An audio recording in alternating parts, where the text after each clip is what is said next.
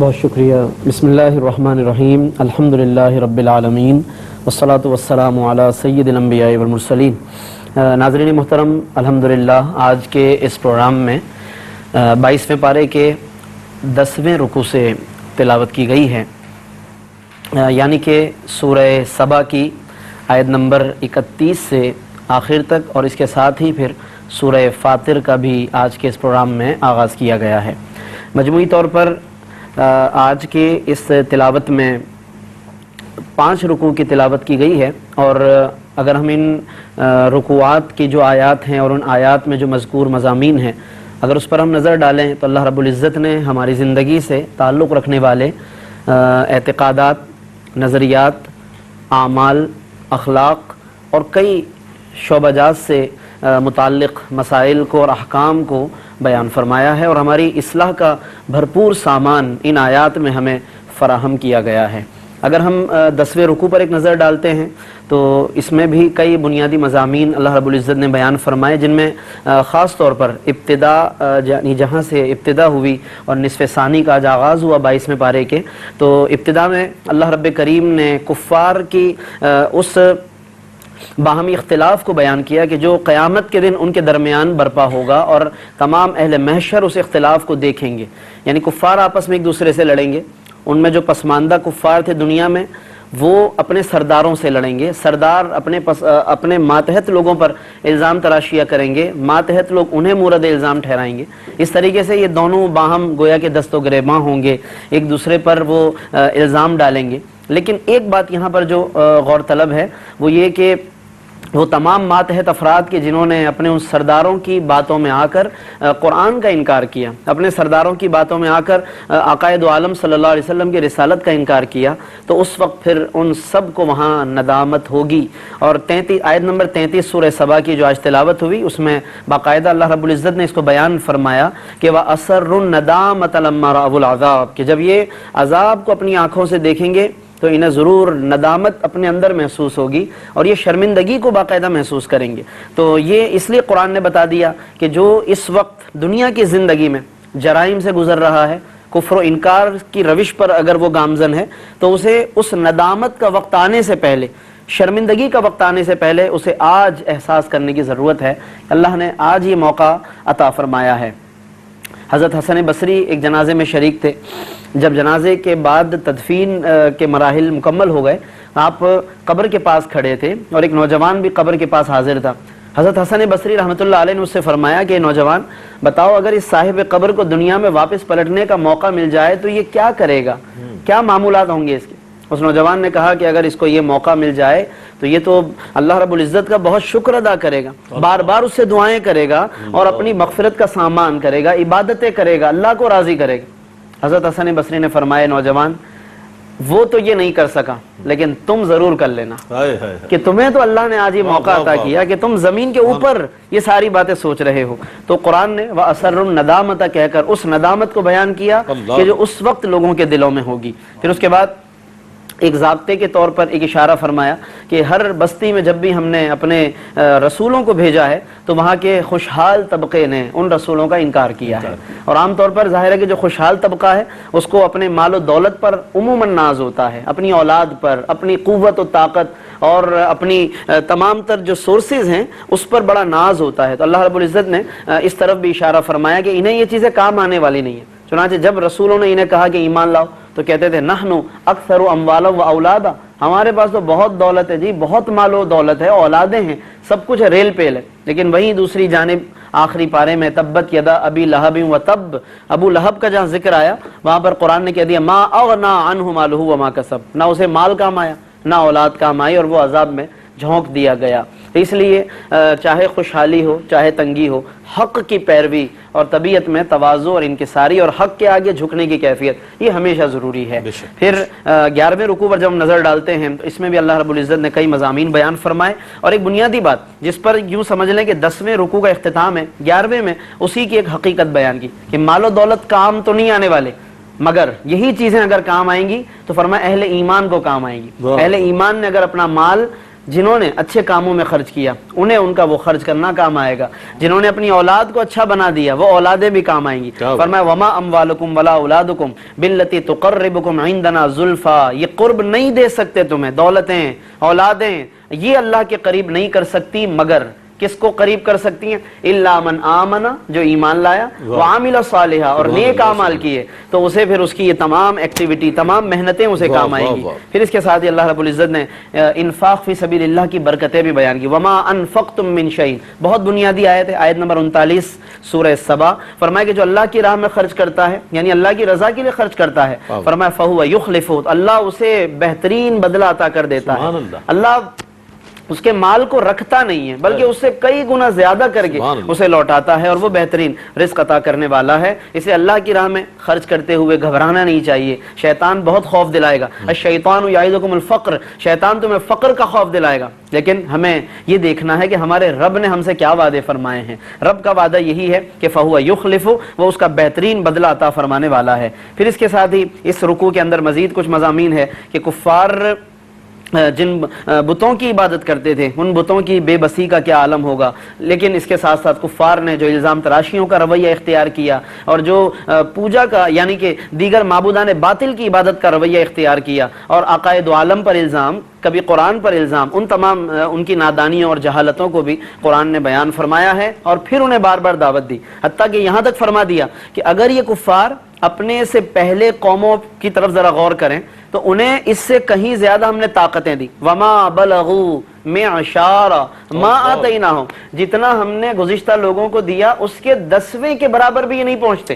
یہ کفار قریش فرمایا 10ویں حصے کو بھی نہیں پہنچتے، طاقت میں، باغات میں، زرخیزی میں، تجارت میں، انہیں ہم نے اتنا نوازا، مگر جب انہوں نے بھی انکار کیا تو ہمارے عذاب نے انہیں بھی نہ چھوڑا۔ تو آج جب ان کے پاس اتنی طاقت بھی نہیں ہے، 10ویں کے برابر بھی یہ نہیں ہے، تو پھر یہ کس بات پر اتنا اعراض اور انحراف اور انکار سے کام لے رہے ہیں؟ یعنی انداز کتنا حسین ہے قرآن کا، اور کتنا پرکشش انداز ہے سمجھانے کا، مثال دینے کا اور توجہ دینے کا، دلانے کا۔ تو اس لیے قرآن مجید کا اس انداز سے ہمیں ضرور مطالعہ کرنا چاہیے۔ پھر اس کے بعد جب 12ویں رکوع پر نظر ڈالتے ہیں تو اس کے آغاز میں ہی آقائے دو عالم صلی اللہ علیہ وسلم نے لوگوں کو ایک نصیحت فرمائی، کفار قریش کو خاص طور پر فرمایا کہ تم الزام لگاتے ہو، جنون کا الزام لگاتے ہو، مجنون ہونے کا الزام لگاتے ہو، کبھی آپس میں بیٹھ جاؤ ایک ایک کر کے، دو دو کر کے، اور ٹھنڈے دل سے غور کرو، بغض و عناد سے ہٹ کر غور کرو کہ کیا جس نبی پر، جس رسول پر، جس ہستی پر ہم جنون اور مجنون ہونے کا الزام لگاتے ہیں، کیا مجنونوں والی کوئی بات ہے اس کے اندر؟ مجنون تو بازاروں میں شور کرتا ہے، یہ نبی تو وہ ہے جو باوقار لہجے میں بات کرتا ہے، جس کے بولنے میں تحمل، جس کی مسکراہٹ میں حسن و جمال ہے، جس کی ایک ایک ادا حسین ہے، بھلا یہ بھی کبھی مجنون ہو سکتا ہے؟ یعنی اتنا حسین انداز ہے کہ آقائے دو عالم صلی اللہ علیہ وسلم کے ذریعے دعوت فکر دی گئی۔ آیت نمبر 46 سے ناظرین سورہ سبا کی، یہ جس کی ہم بات کر رہے ہیں، یقیناً قابل غور ہے اور ضرور اس کا ہمیں تفصیل کے ساتھ پھر مطالعہ کرنا چاہیے۔ اس کے ساتھ ہی پھر تبلیغ دین پر جو حضور علیہ السلام نے اجرت سے کنارہ کشی فرمائی، اللہ پر بھروسہ کیا، اس کی طرف بھی توجہ دلائی، کیونکہ کفار کو کہیں سے بھی کوئی اعتراض کا موقع نہ ملے۔ پھر حق آنے اور باطل کے زوال کی طرف اشارہ فرمایا گیا، حضور علیہ السلام کا حق اور ہدایت پر ہونے کو بیان فرمایا گیا، اور پھر اس سب کے ساتھ قیامت کے دن کفار کی حالت کیا ہوگی، اور وہاں وہ تمام تکلیفوں کے بعد جب ایمان لانے کا اعلان کریں گے تو پھر بتا دیا گیا کہ انہیں کوئی فائدہ نہیں ہوگا۔ وَلَوْ تَرَىٰ إِذْ فَزِعُوا فَلَا فَوْتَ، کہ جب کاش کہ تم دیکھو وہ منظر کہ جب وہ خوف زدہ ہوں گے لیکن اس وقت پھر کچھ نہیں ہوگا۔ وَأُخِذُوا مِن مَّكَانٍ قَرِيبٍ، اور بہت قریب سے انہیں پکڑ لیا جائے گا، یعنی فرشتے ہر طرف جیسے معلوم ہوتا قریب ہوں گے، بآسانی انہیں پکڑ لیں گے۔ وَقَالُوا آمَنَّا بِهِ، کہیں گے کہ ہم ایمان لائے، لیکن فرمایا وَأَنَّىٰ لَهُمُ التَّنَاوُشُ مِن مَّكَانٍ بَعِيدٍ، اب وہ دور سے بھی انہیں ایمان کیسے مل سکتا ہے؟ وہ صحبت رسول کے لمحات اب گئے تمہارے ہاتھ سے، بہت وقت دیا تمہیں، بہت موقع ملا تمہیں، آقائے دو عالم تمہارے قریب ہوتے تھے، تم چاہتے تو بیٹھ سکتے تھے، تم نے اپنی آنکھوں سے دیکھا ابو بکر کو ان کے پاس بیٹھے ہوئے، عمر فاروق کو ان کے قدموں میں، عثمان و علی کو ان کے قدموں میں، لیکن تم نے ان کی صحبت کو اختیار نہ کیا۔ تو فرمایا کہ قیامت کے دن اب یہ کفار کہیں گے جی ہم ایمان لائے، فرمایا کہ من مکان بعید، اب وہ ساری باتیں بہت دور چلی گئیں، ان کی آرزویں پوری نہیں ہو پائیں گی۔ اس کے ساتھ ہی پھر سورہ فاطر کی بھی تلاوت کی گئی آج، جس میں کل 45 آیتیں ہیں، مکی صورت ہے اور 5 رکوع ہیں، جس میں سے دو رکوع کی آج تلاوت کی گئی، یعنی کہ 13ویں رکوع کی اور 14ویں رکوع کی، جس میں آغاز میں اللہ نے اپنی حمد بیان فرمائی، فاطر السماوات والارض، وہ آسمان اور زمینوں کو تخلیق فرمانے والا ہے۔ فاطر اور خالق، پیدا کرنے کے لیے عربی میں خالق بھی کہتے ہیں، فاطر بھی کہتے ہیں، لیکن حضرت ابن عباس فرماتے ہیں کہ میں اس لفظ میں غور کرتا رہا کہ فاطر اور خالق میں فرق کیا ہے۔ کہتے ہیں کہ ایک دیہاتی سے اس کے معنی کی حقیقت کو میں نے پایا ہے، ایک دیہاتی کہ جس کی اپنی خالص عربی زبان تھی، جس کی فصاحت و بلاغت بھی عروج پر تھی، وہ جب دو دیہاتی آپس میں ایک کنویں کے مسئلے پہ جھگڑتے ہوئے آئے کہ یہ میں اس کا مالک ہوں، وہ کہتا ہے میں مالک ہوں، تو اس میں ایک نے کہا کہ انی فطرتھا، کہ پہلے میں نے اس کنویں کو کھودا ہے۔ ابن عباس کہتے ہیں اس کی اس لغت سے میں سمجھ گیا کہ فاطر کے اندر جو تخلیق کا معنی ہے اس میں ساتھ ساتھ پہل کرنے کا معنی بھی ہے۔ اللہ آسمان و زمین کو گویا اس انداز سے پیدا کرنے والا کہ جس سے پہلے کوئی اس کا ماڈل نہیں، کوئی پہلے مثال نہیں، بلا مثال اللہ نے اس کو سب سے پہلے تخلیق فرمایا، اور یہ اللہ کی صنائی اور اس کی خلاقی ہے کہ جس میں وہ رب یقیناً قابل تعریف ہے۔ پھر فرشتوں کے کچھ اوصاف ہے، جاعل الملائکۃ رسلا اولی اجنحۃ مثنی، ان کے پروں کا ذکر، یعنی کہ ان کی مختلف ایکٹیویٹیز کا ذکر ہے، انبیاء کے پاس آنے کا ذکر ہے۔ اس کے ساتھ ایک بہت اہم جو قابل توجہ کہ جس میں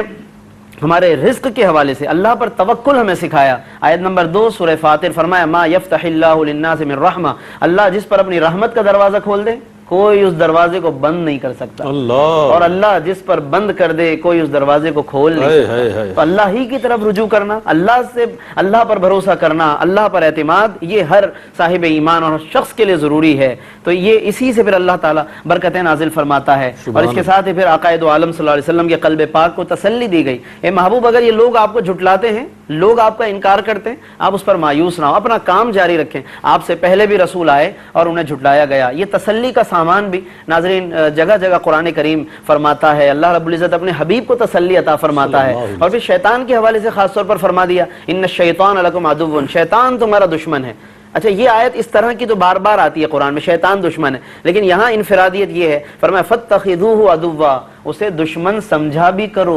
اور یہ بہت اہم مضمون ہے کہ شیطان کا دشمن ہونا تو سب مانتے ہیں، لیکن دشمن کے طور پر اسے اگر ہم اس کے ساتھ ویسا ہم معاملہ کریں کہ جیسا دشمن کے ساتھ کرنا چاہیے، تو تب جا کر کے پھر انسان اپنی اصلاح کر سکتا ہے۔ تو یہ بہت اہم مضمون ہے فاتخذوہ عدوا، کہ اس کے ساتھ پھر ویسے ہی چلو جیسے ایک دشمن کے معاملے میں آدمی حساس اور محتاط رہتا ہے۔ اور پھر اس کے ساتھ ہی قرآن نے وعدہ بھی بیان کیا جنت کا، اہل جنت کے لیے، وعید بیان کی اہل وعید اور اہل نار کے لیے۔ یہ بھی جگہ جگہ آیتیں آتی ہیں تاکہ جب جنت کی آیتوں سے گزریں اللہ سے سوال کیا کریں، اور نار کی مضمون کی آیتوں سے گزریں اللہ سے پناہ طلب کرتے رہنی چاہیے۔ تلاوت کے آداب میں سے یہی ہے کہ ہم اس کے مضمون کے مطابق غور و فکر کے ساتھ پڑھیں تاکہ اور زیادہ ہماری روح اور طبیعت پر اس کے اثرات ہوں۔ اور پھر 14ویں رکوع کی بھی تلاوت کی گئی۔ اس کا بس اگر مختصراً میں ذکر کروں تو ابتداءً فرما دیا کہ برے عمل کو بعض اوقات آدمی کے لیے مزین کر دیا جاتا ہے، شیطان برے عمل کو اچھا بنا کر پیش کرتا ہے۔ یہ بھی گمراہی کے اسباب میں سے ایک سبب ہے کہ آدمی برائی کو اچھا سمجھے اور اس پر دلائل دینے لگ جاتا ہے۔ اور پھر اس کے ساتھ ہی پھر تسلی کے کچھ سامان فرمایا گیا، اور اس کے بعد بادلوں سے بارش، بارش سے زمین کی زندگی، پھر اس سے باس بادل موت کی طرف اشارہ کیا۔ جب ہم زمین کو زندہ کرنے پر قادر، بنجر زمین کو بارش برسا کر دوبارہ زندگی بخش سکتے ہیں، تو انسانوں کو قیامت کے دن دوبارہ ہم کیوں نہیں اٹھا سکتے؟ یہ بھی گویا کہ مضمون ہے۔ پھر کلمات طیبات اور اعمال صالحہ کا مقام فرمایا کہ آیت نمبر 10 سورہ فاطر، الیہ یصعد الکلم الطیب والعمل الصالح یرفعہ، پاکیزہ کلمات اللہ ہی کی طرف جاتے ہیں اور عمل صالح کو اللہ بہت بلند کرتا ہے۔ علماء نے فرمایا کہ اس سے مقبولیت مراد ہے، اعمال صالحہ کو اللہ تعالیٰ قبول فرماتا ہے۔ پھر دریا اور سمندر کا ذکر کیا کہ ایک کا پانی میٹھا، ایک کا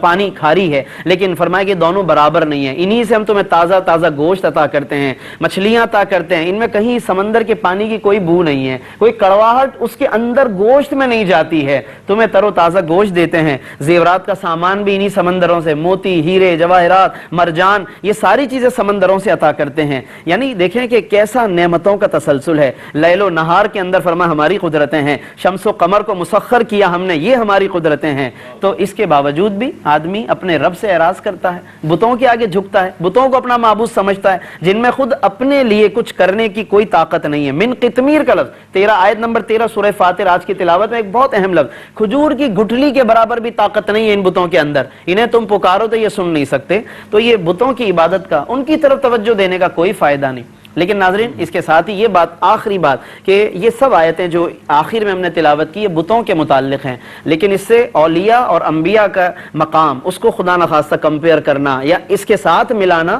یہ جائز نہیں ہے۔ انبیاء اور اولیاء کو اللہ نے طاقتیں عطا فرمائی، انہیں شفاعت کرنے والا بنایا، ان کی سیرت پر چلنے اور ان کا قرب اختیار کرنے کی طرف ہمیں توجہ دلائی گئی ہے، اس لیے ان دونوں مضامین کو الگ الگ انداز سے ہمیں سمجھنا چاہیے۔ اللہ رب العزت ہمیں قرآن کریم کے ان مضامین پر غور کرنے اور اس پر عمل کرنے کی ہمیں توفیق عطا فرمائے۔ وآخر دعوانا ان الحمدللہ رب العالمین۔